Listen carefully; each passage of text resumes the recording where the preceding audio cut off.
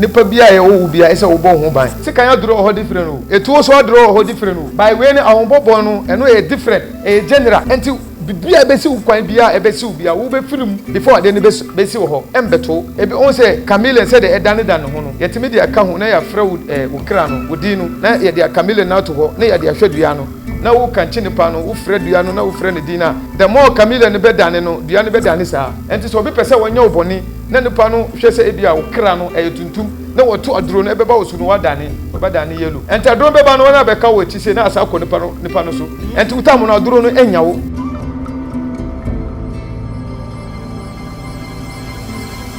Alright, I was here for my yema wakwa ba kwan so go so emfambra ye dwumade so ye trase ye din komo pi e de fa anwoma eye hintasem e osunsumo sunsumo nkomo kwa na ye di e wo ye channel ye so and it is any of first time I hwe dwumade abo mo de say obe subscribe ye ba trase na fa ye din komo de afa anwoma hinta osunsumo se no be di kan dia to woni mo no enti kan na hye no so say na nipa imo mo de hye ba be din komo e malam twin powers omuyentafo de so ba ko de bia ye ba bia ne meto baako sanse baako eye adwuma na baako aba be kasa ada ba be ka be kasa na baako so eye adwuma e de abo ni padasani ene nkomo de die no ye ba be di nkomo e de afa bambo ho e de ne bambo obi na wo so mbo no ban brebe na wo so ho bo ho ban ene ye ba be sua sunsumo ahintasem. Assalamu alaikum. Alaikum salam etisen. Boko na. Akwaba efe mutisen. Bibia boko. Den yakopon si I had any problem. I had ahunto ni eni di nko na wo ha. What I say. Say what me atu an mo aba ha de any problem bia wo ha enti ye de yakopon di na esire Ghana man na the world Ghana for a mo atu kwan o mo akọ baby na echiache obi a nipa bia mo hwe e platform so echiacha platform so ya mine ne kase nipa bia obeba platform so a wontimi nka no kore a obegu platform ya ase de yankopon ma enyini firim na de bia obey bia mani ndi nkunim a won sai mudi enti so wat ma ba hade bako una wodi problem ba ye me de me ho enti de pese obusa bia obetima busa na ya yewa no enti de ho ene yensu de sene dane da yesu de no you can say protection bamboa. What is protection or what are protection? What was I say say kase protection and protection mama sere protection e nipa protection ankasa ne nipa se kase protection nipa bia wuti asase so yankopon kura wo Quran wakase nipa bia ese wo original na wabo ho ban Bible akase nipa bia ese wo sori na ho bo ho ban enti se wo ye yankopon ni nipa ana wo ye odifo ana wo ye malamfo wo ye dunsini wo ye den na wan bo ho ban kura wan protect ho a dakoro anopa beda no ebeda no anajo dakoro so anajo so beda no anopa nti mi kura meti ha na ye bo amonfo ho ban no mi kura meti ha no mentina sa minti hokwa so bo ho ban yes ebe ye won say mi boa obi etimi solve the problem ba mi ankasa so mi koni pa wo che mi se mi che ni pa no kura mi ko de obeye ma me no na mani so na mi so makobo mi ho ban won pa na nche what I say me fi say ade we media metima bo mi ho ban meyo by me won say me believe and I mean say won say kurubia ebi e wasere no enti dis me so makoni pa me won say we so e freno ohene what I say na me so makọ na me so makokoto what I say na me so makọ bo mi ho ban the make can understand na me so magina yi on say the more ni pa be ba won chen obebo no ho ban no se wonu one de kan bo ho ban a wontimi bo obi aban because obetima yi obi how afiri ni mu na aho na asa ba won chen the make can understand enti asem we ni na aho bobo ni na maisisam maisisam before ye kam maisisam abaisam okay what I say e ka se ba ho ban maisisam abaisam maisisam Matthias say no one thing say ka say bo ho ban a ye wade bi wo ho a ebia obetima ato anomo aba me nchen na ka say ebia malam twins me ho na chiri me because me pese yankopo ama me ewiase so obi ka say yankopo ama na ewiase that mistake a eba amonfo a omo nnim no say yankopo ama wo ewiase a o ma wo sika o ma wo ahoden o ma wo baby a obeda na sika no kura wonsa na wo wakura sika no sa na wo di ada na won say yankopo ama wo sika nti wo di ada is a big mistake. Why a mistake? Our Quran and our Bible yankopo say me se me yewa dumu a so original na damase da me kan why understand so original na eden na damase enti se na yankopo ama wo sika our Bible and our Quran yankopo say me ma wo sika no obetwom miensa. What I say? Yes. Na ma already na fa we dey obey. Enti wo twom sika no miensa wo de baako e de be business. Na wo de baako e de ahye bank eno no e fa you are save interest eno e ho se no wo say bibi e ha wo critical a wonu me say kakra bi wo ha me dey ato nchen a met me di sa sika no ade support me ho. Ansa na sa baako no eno so wo de kobo ho ban fa baako no na gina wo wachi ne sa sika baako no embo ho ban entale ho ba bia wo nanti bia sa sika baako no eno enam wachi a wo guide o dem you can understand wo guide wo bodyguard no sa sika baako no bodyguard no adentina emfa ne se mame simple example omampeni na akufado say want me nantisa wonante ba bia soldiers national security a police for omudi nechi adebenti na omudi nechi so omo bono hu ban de nte omudi nechi so wonye ne paketwa e man no kura no dem you can understand enti se won sorry an save no ho a obiwetima okuno easy because said that obi peno no anyesa no obi peno ukura se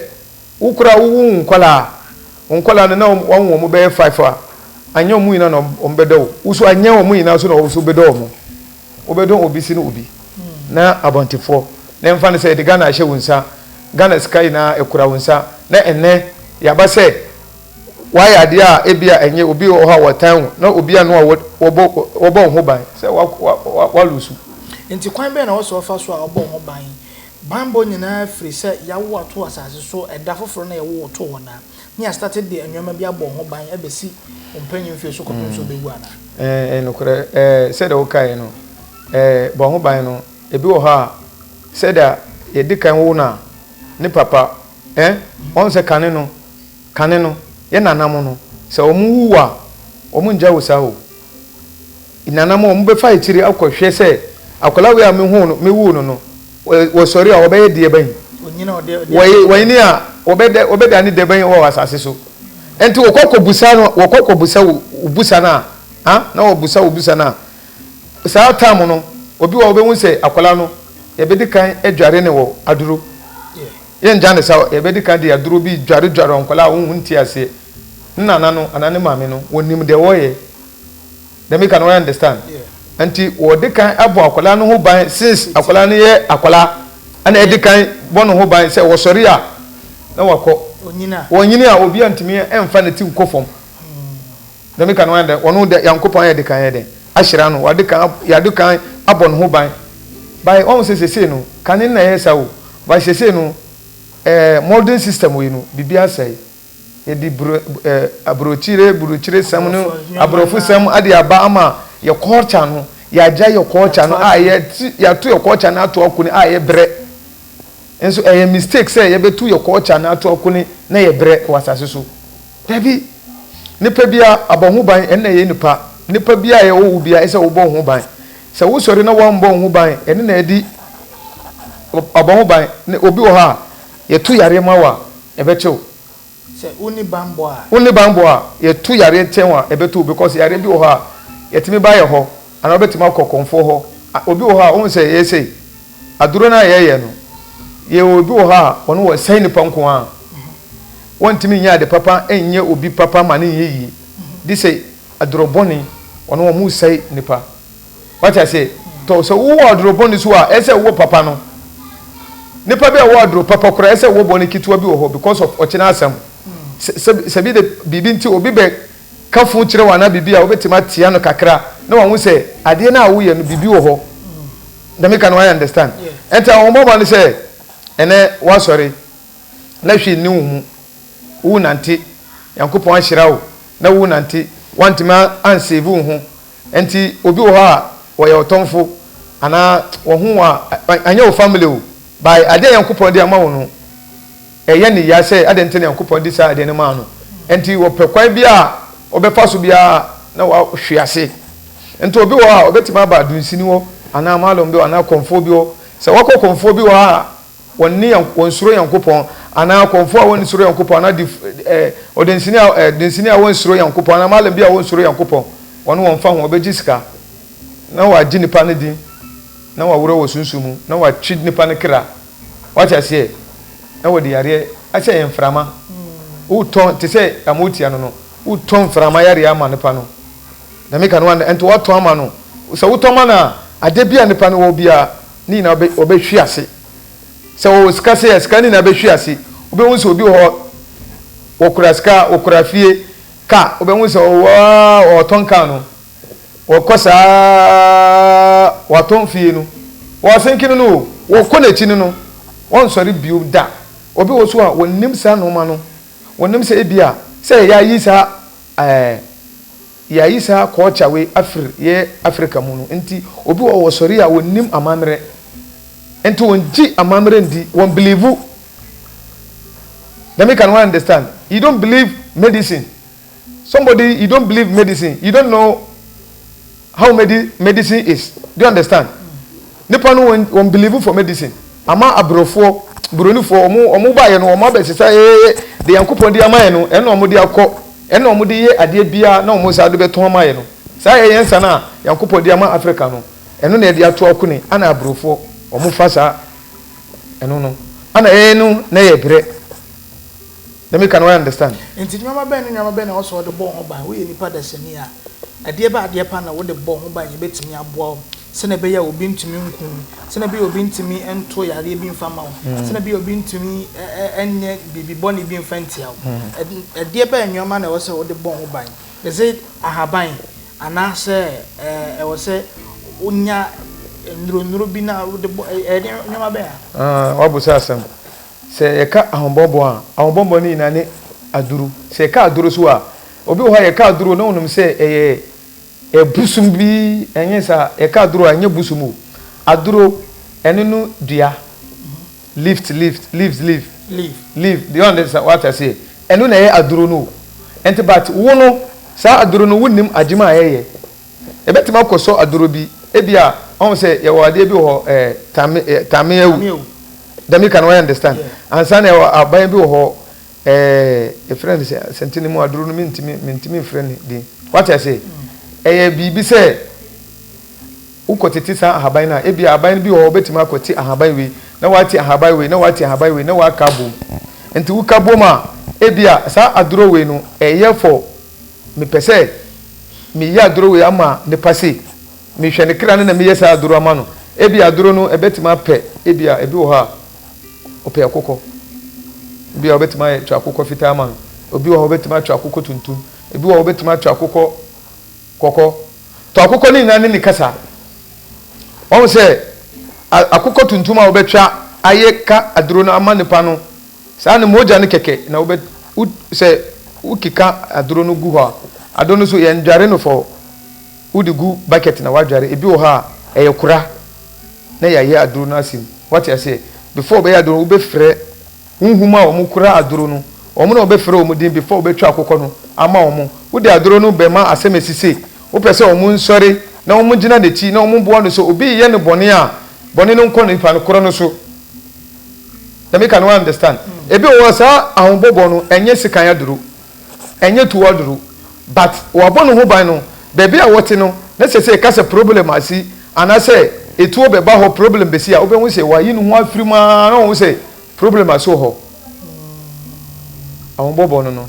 what I say wa yi no ho afiri ho na hu se problem aso ho obi ho a what inside edan mu obe pie dan mu a na hu se edan na soja na ehyi the make no understand ono wo bonu ho ban say the bibi besi a yankope be ya adum bi ama nipa wa firi ho ansa na bibi asi the make no understand enti say obi kura wo ba bi a wo be ye boni a say obi tu boni mana e be ko nipa kuro no so ono no enya no ono sane so wo be ya aya sometimes e de chameleon na eye abu so ma kotere eno na e de ye odi beka leaves no ana bi wo ha odi beka sa aduro no ana tame o what I say metima kire wo ana ne pa wo ba bi say de bia wo pesa wo bon ho ban a betima bon ho ban say the problem bia entimi nsiu the me can understand wo betimi dia ka ho wo de ka ho a na sa we no obi wo ha wo betimi dia kodua ho dua e wase ne dua bia na wakotena se ebia se mesisi na mepese no membo no ho ban ono ahombo ban no bibia wom e waboban e be ya ma wo se bibia wom sikan obi ntimi mfa sika before odi sika ne beba wo soro ho wade aduru no before odi etuo beba wade aduru wafere ho ansa na eduru no etuo asori wo ho sika ya duru ho different o etuo so duru ho different o by way ne ahombo bon no eno e different e general